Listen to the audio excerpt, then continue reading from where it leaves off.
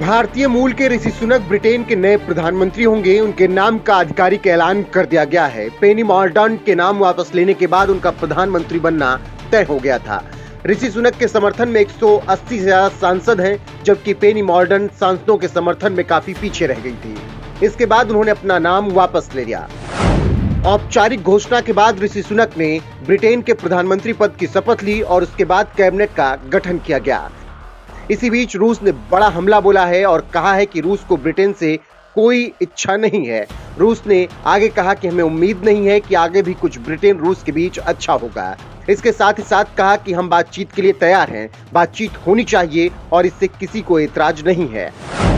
लेकिन आपको जानकर हैरानी होगी कि यूक्रेन रूस युद्ध के शुरुआती समय से अमेरिका ब्रिटेन एक साथ है और दोनों रूस के खिलाफ। इसके साथ ही साथ कई और देश मिलकर यूक्रेन की मदद कर रहे हैं।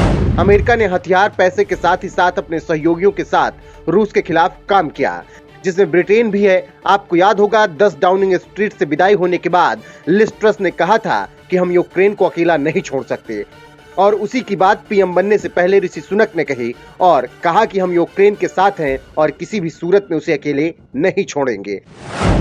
इसके साथ ही साथ कहा कि हम चाहते हैं कि रूस यूक्रेन दोनों युद्ध बंद कर दें और दोनों देश अपना अपना विकास करें। इसके साथ ही साथ आपको याद हो तो रूस यूक्रेन को लेकर पीएम मोदी ने रूस को समरकंद में खूब सुनाया था और कहा था कि युद्ध किसी भी समस्या का समाधान नहीं है। और क्या कहा था भारत देश के प्रधानमंत्री नरेंद्र मोदी ने, खुद ही सुन लीजिए। एक्सेलेंसी, फिर से एक बार एक्सेलेंसी आपसे मिलने का मौका मिला है और बहुत सारे विषयों पे बातचीत करने का अवसर भी मिला है। गत वर्ष दिसंबर में जब आप आए थे तब कई विषयों पर हमारी चर्चा हुई थी और उसके बाद भी जैसा आपने कहा कि अनेक बार हमारी टेलीफोन पर भी चर्चा हुई है और उसमें भारत और रशिया के बायलैटरल संबंध की भी बातें हुई है और दुनिया की जो समस्याएं हैं उसके संबंध में भी काफी विस्तार से हमारी बातचीत हुई है। आज फिर एक बार हम मिल रहे हैं और आज भी दुनिया के सामने जो सबसे बड़ी चिंता है और खास करके डेवलपिंग कंट्रीज को फूड सिक्योरिटी के, फ्यूल सिक्योरिटी की, फर्टिलाइजर की, ऐसी जो समस्याएं हैं हमें जरूर उन रास्ते निकालने होंगे और आपने भी उसमें पहल करनी होगी। उन विषयों पर भी आज चर्चा करने का मौका मिलेगा।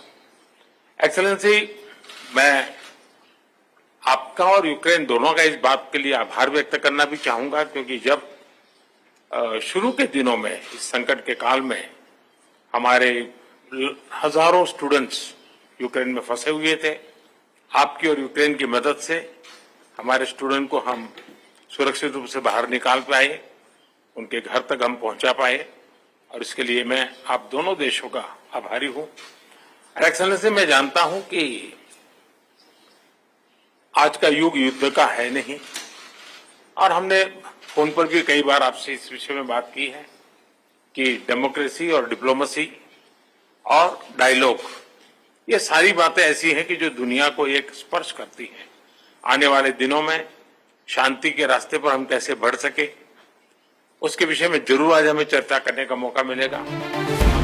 तो सुन लिया आपने क्या कहा है पीएम मोदी ने और क्यों कहा। बस यही बात रूसी राष्ट्रपति को समझ में नहीं आ रही है और यही बात ब्रिटेन के नए पीएम ऋषि सुनक ने भी उनसे कही है और अब रूस इसका क्या जवाब देगा ये देखना दिलचस्प होगा।